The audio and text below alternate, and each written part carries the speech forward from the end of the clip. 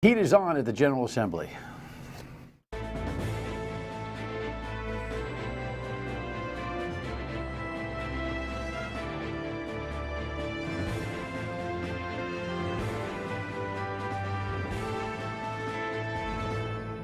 The Dan York State of Mind program is brought to you in part by Lookout Rhode Island and Takeo Comfort Solutions.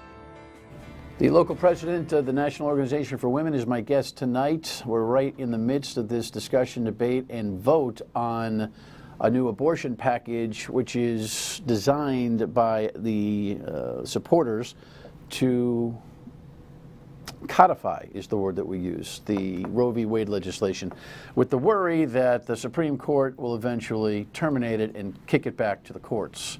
I don't share that worry, but I think I understand the debate. There are so many nuances to it, no doubt, and it's very emotional. And as you're watching the show tonight, you may already know whether the House of Representatives passed the package intact that came out of the Judiciary Committee this week, or whether there's amendments or whatever. We'll talk about it in just a second. Great to have you in. Thank you very much for joining us. Just wanted to note this. I thought with all the news, oh yeah, Michael Cohen is suing the president for $1.9 million. I don't know, with all that's going on, it seems like a small amount, but, you know, what do I know? McSally sexual assault headline. This is very interesting. Senator Martha McSally yesterday, right in the middle of a hearing on issues related, said that she had been raped more than 20 years ago in the Air Force. And when she pursued some remedy for it, she found none and didn't speak about it ever again. And was going to make a big deal about it back then, she said, but she just felt like there was nowhere to go. Now she shares that story and kind of shocks some of her comrades who are on the issue in general. And she says more or less that back then there was no remedy. Listen, we've got a societal problem.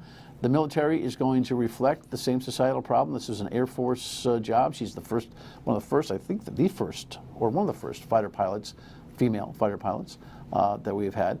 Courageous at any time to speak this way, but clearly this has been welling up in her for a while. And to spit it out in the middle of a hearing like she did was, well, I think an indication of the pressure and the steam valve on this matter. More and more we're hearing women saying what has happened to them in the past, and it's all part of this process that you hope in current time, in now time, real time, so to speak, won't be replicated. Every story that we get like this, we should not charge it as insignificant. Each one of them is. Let's move on here. The Fatima workers' strike action is kind of interesting. Last time I talked about this and had a show on it, they were not thinking this, but now they've authorized, not walking out, but authorized a 10-day strike. The head of their union was explaining that the Fatima employees are very loyal to the hospital, but security issues and other matters really have driven them to the brink. Represent 600 to 700 people over there. We represent the RNs, we represent the CNAs and the unit secretaries and the environmental folks, laundry, whose morale so on must and be so awful forth. based on this. Their morale is awful, but you got people who have worked there for upwards of 40 years, people from that community. They've gone there for their care for years. They've worked there for years. There's a culture of affection for There's the a place. culture of affection. They work hard. We got a problem with Prospect Medical Holdings because the things that they do are always cutting corners for the shareholders. They're not investing in employees the way they should, or the patients the way they should, or the equipment and supplies the way they should. Okay, Prospect owns Charter Care, which runs the hospital.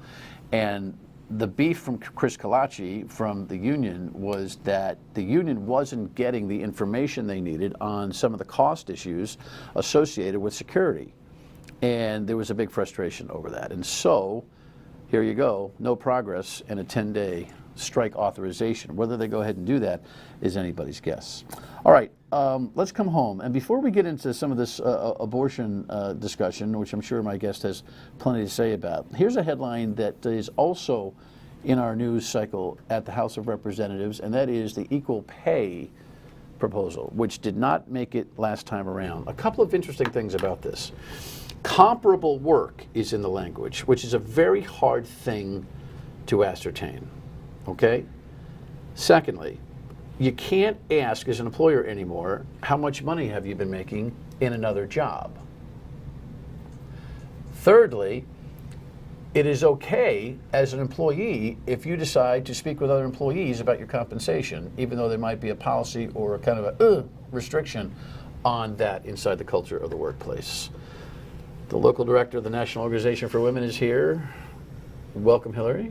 Thanks for having me. Your thought on this before we get into that and the pre-K, which I know you're big on. This is not as easy said. It's easier said than done in a lot of ways. Do you agree? I agree. I mean, it's hard to legislate equality, right? We try to do it, but it's hard to do it on the ground. But the things that you sort of wrinkled your nose at are actually quite important for women. So for an employer not to be able to ask about your previous salary history matters quite a bit. How dare you say I wrinkled my nose? Okay, it seems like you smelled something bad. No, I don't know. No, but, you're right. It's a nose wrinkler. There's no doubt about it. So, women have historically been underpaid, or they've taken time away in the labor market some when they're raising young families and that sort of thing. And so their salary history might be lower than somebody else. And that shouldn't necessarily impact the actual work that's going to be done. And so for women, this is a real problem. Now, I should say that the equal pay legislation applies to all protected classes. It's not just women, so you can't discriminate also based on sexual orientation or race or any of those other things. But there's a big focus on women. Can a potential employer ask me what my salary history has been? No, you couldn't ask anybody. Anybody. So it's not singling any group out. It's just applying to So the small everyone. business owner who's trying to get the most for their money Okay.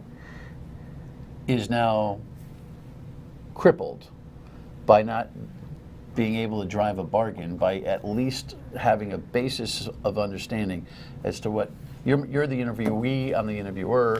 So Hilary, how much money did you make in that position? Well, I think it puts the onus on the employer to place a value, and maybe they're going to be underselling and maybe, overpaying, who knows? But the market will eventually work that out, right? Like if they're not able to hire the person because they're paying too little, well, that's a different issue. You just came, but you just came to where I was going to be, which is at the end, I hate the phrase, at the end of the day, but at the end of the cycle here, the business cycle, if you can't get good people to do the job that you want to, it may be that you have to adjust your offering in order to be able to get that done. And isn't that what the free economy is all about?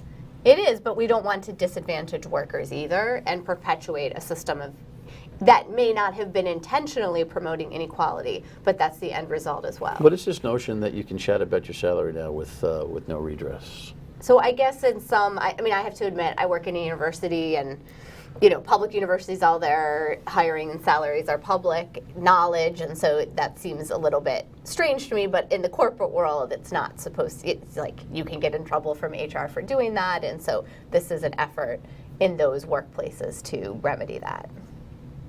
Yeah, I just don't know whether that means you can volunteer that information or whether someone can ask you for the information and put pressure on you to tell them. It's kind of a weird social dynamic inside the business. Well, there's all kinds of weird social dynamics. You just talked about the senator who, I'm not comparing, a case of sexual assault, but there's all kinds of things we don't talk about, and if we're not going to talk about this, what else do we not talk about? So. Okay. This thing have a good chance of passing? You get any sense on the Hill as to what this thing is going to do? I think that the votes that are happening this week are a big deal, and it'll be interesting to see what then comes out in the rest of the session. Meaning the abortion thing is taking all the air out of the balloon. Well, you're quoting the speaker there, but on that he's probably not entirely wrong. It is taking up a lot of energy and focus. Did he use that phrase? He did. I didn't know he used that Yes. phrase. Oh, I missed that. Well, I did catch that he said he was going to vote against this bill. Headline, Eric, if you would, pop that up. The speaker yesterday announced that he was going to vote no. This is a very interesting play by the speaker. Generally, if he's going to vote no on something, it doesn't see the light of day out of committee. So he allowed for the process to go and is going to exercise his own personal right to vote no against this. Sometimes, well, every time a bill comes to the floor, the speaker has at least a head count gut check as to how it's going to come out. I wonder if he's done that this time. Any feel for it? We feel, the Coalition for Reproductive Freedom, feel cautiously optimistic that it's going to be close, but it's going to pass, that we will codify Roe tonight in the House of Representatives. All right, when we come back, we're going to talk about some of the codification effort Is it a word? Codification? Codifying? Verbs? Adjectives? We'll get to all of them when we come back. Stay with us. All right, so this is where the heat in the kitchen is. The speaker is voting no.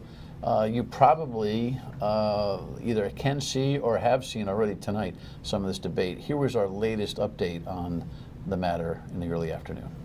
The yawns in the background tell you it's late, or rather early. The Senate Judiciary Committee heard testimony on an abortion rights bill from more than 100 people until 6 a.m. Wednesday. I do have class in 2 hours, so I'm glad that I'll be able to make that. Earlier Tuesday, the House Judiciary Committee narrowly passed similar legislation 9-7. Now the bill heads to the House floor for a vote Thursday. Chairman Robert Craven says the bill is necessary to protect abortion rights if changes were to be made at the U.S. Supreme Court. I believe this is a bill that is constitutional and will last the test of time. Others taking issue with the specifics of the bill. Problem I have with the current bill in its current form is the word health. Speaker of the House Nicholas Mattiello, who's pro-life, says he will vote against the bill. Craven said the speaker supported the vote taking place, though. He felt as though it needed to be voted, it needed to be addressed. On the Senate side, there is more road to travel. As the Marathon Committee hearing came to an end at 6 a.m., senators voted to hold the bill to potentially vote on it later. Yeah. I got to tell you, what a joke, taking a hearing at 6 o'clock in the morning. You know, what a bunch of heroes beating their chest over the idea that they were able to stick it in there for the constituents, many of whom were never reined in, with speeches that were lasting forever. Not me. I was good. Were you there for that testimony Yeah. at the Senate? Yes. You gotta create a little bit of discipline in the situation, and whereas, access to government is important. Nothing constructive is getting done at 4 o'clock in the morning, unless the objective for testimony is simply to be able to say something that nobody hears. And part of the reason for testimony is not only to sway those who are voting on it, but those who are voting on the people who vote on it. And nobody's watching that at 3 o'clock in the morning, or 4, or 5, or 6. Having said that,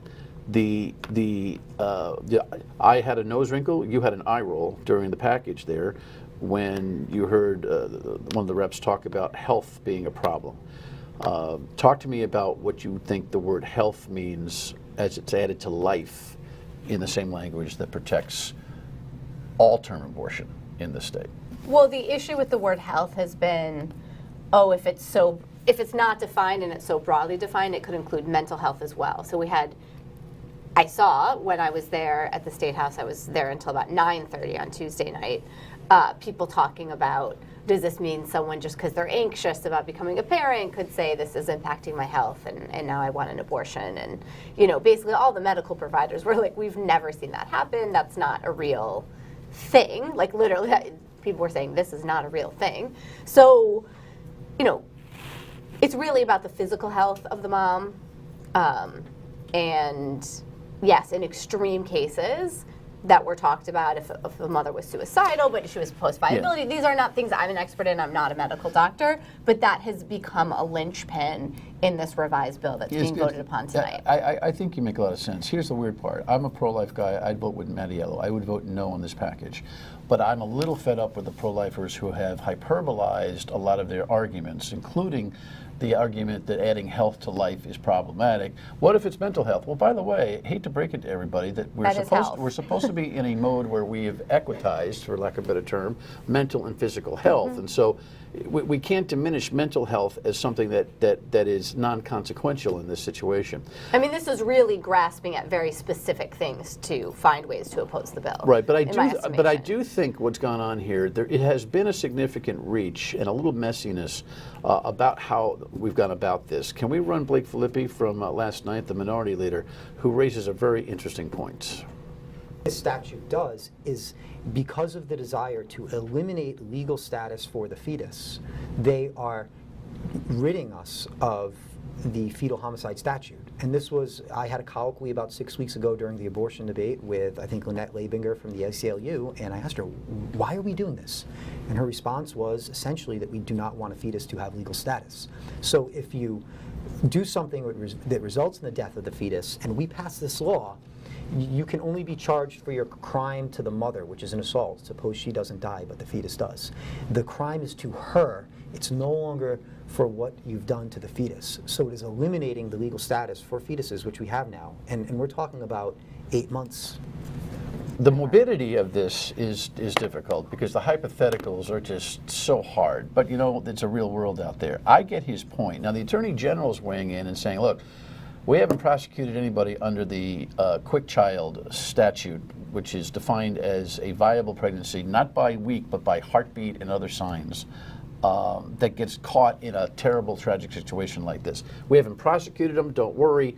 If this ever happens where a pregnant woman is attacked or murdered and the baby is resulting a loss of life, the statutes will be heavy and the judicial decisions will be firm. Not enough for me. I think there's a middle ground here where we can eliminate responsibilities of mother and doctor in misinterpreted situations and just make it, God forbid, a woman who is pregnant, who is attacked or killed, resulting in a loss of the pregnancy, that there's criminal penalty for that. Why is your side not willing to give in on that? Well, I don't think that's actually part of the conversation. What is in the bill as it currently is, what is being voted upon this evening, is repealing that particular statute, which many people find unconstitutional as it is right now, including the Attorney General, who has questioned the constitutionality of it. That is not to say there could not be a separate bill that's about, you know, if we think about these hypothetical situations, as you mentioned, oh, what are penalties and all of that. But why would we be adding more? I mean, we support the Coalition for Reproductive Freedom, and Rhode Island now supports the bill as it's currently written with no amendments, and we don't see a reason to make any additional amendments to what's going on right now. I mean, well, it's kind of an interesting thing. The package eliminates that legislation that exists, and you don't have a response to the elimination of the language, in that you don't have a response in this package to that elimination. You just eliminate it.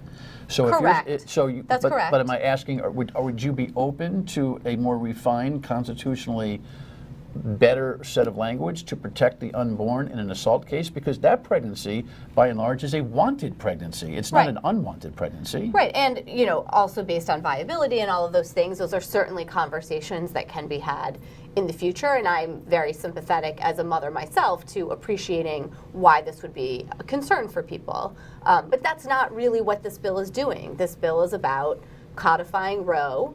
There is one part that does go beyond the strict codification of Roe, which is giving grandparents rights. And that's it. Okay, you know, so in this respect, we are consistent with federal law. Why was the need to eliminate the quick child legislation as a part of an effort to codify Roe v. Wade?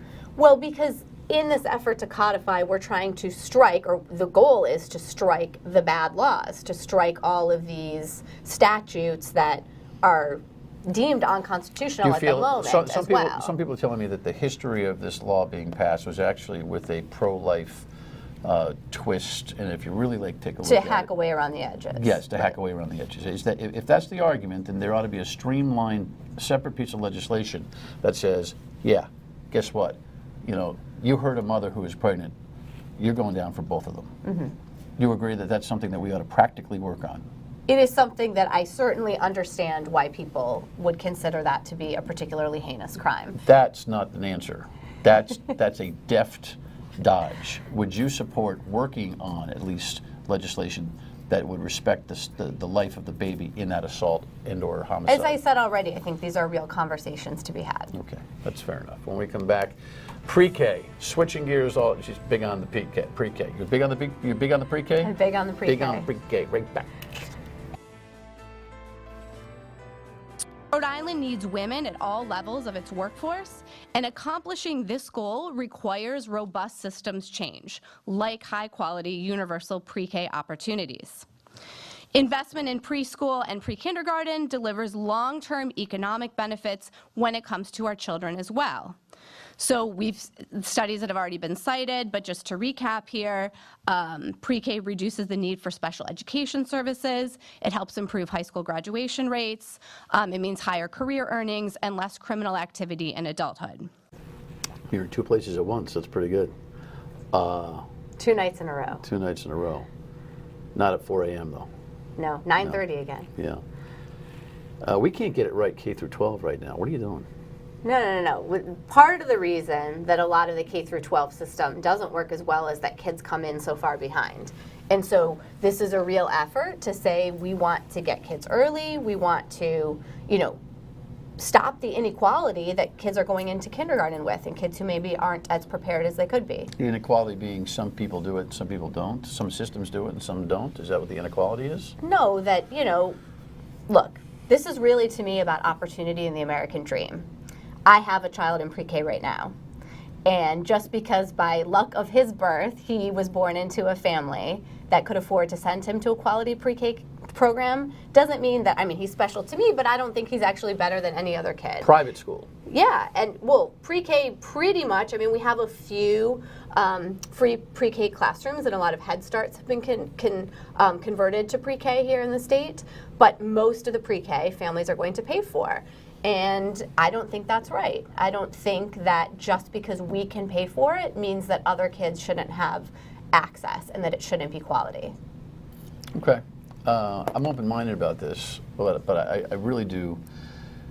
If the argument is that this is going to improve the learning capability of kids and they're going to be an easier student in K1, 2, 3, I got to see more data. I can get you the data because there's a lot of research on this. In fact, you and I both know one of the top kindergarten researchers in the country, John Friedman, Your husband. Who's done long-term research on the impacts of quality instruction in kindergarten, and we have a lot of those studies too about pre-K, and it's a field that's growing. And we believe this is really important in terms of literacy, also social and emotional skills, math skills as well. So we're seeing long-term impacts, both in the educational system and beyond it. As I mentioned in the clip that you showed, rates of incarceration are lower of kids who've been through quality pre-K and that sort of thing. It seems to me, though, it's got to be one of these things where it's almost a target date in one fell swoop, and you can't unfund the mandate. So you got to. It seems to me if you're gonna argue equity, you got to lay it in at once for everybody and not crawl before you run. So the governor's proposal is that over the next 4 years, we will get up to what will be considered universal pre-K. It's not going to be compulsory. It's not like compulsory kindergarten. That's not what's being discussed. And the prediction is that 70% of eligible 4-year-olds will take this up. And I got 10 seconds. Who's paying for it? Well, it's The it's part of the budget. I just want to say, because I know you got to wrap up though, where were all the pro-life people who stayed until 6 a.m. when we were talking about pre-K? Because once the kids are here, who's then fighting to make sure that they have a good education? And in the same hearing, it was about being fed at school and all of that. Got you. You're good. More education talk tomorrow night. Final word next.